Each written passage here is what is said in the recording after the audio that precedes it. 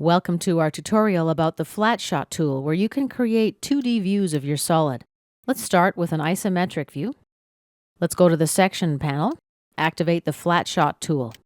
The options in this dialog window look similar to those in our previous lesson. Under Destination, we can insert a new block, replace an existing block, or export to a file. Down below, we can specify color and line type for the foreground and obscured lines. Let's load. Select Hidden To, OK, and OK again.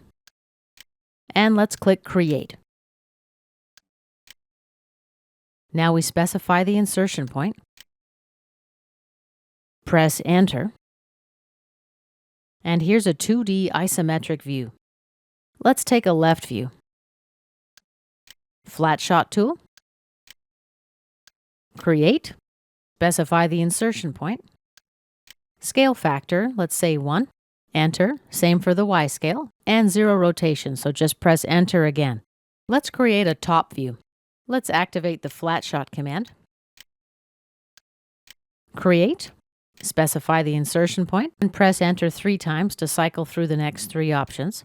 And as you see, in a matter of seconds, we've created a number of 2D views from our 3D solid. This concludes our tutorial about using the FlatShot tool.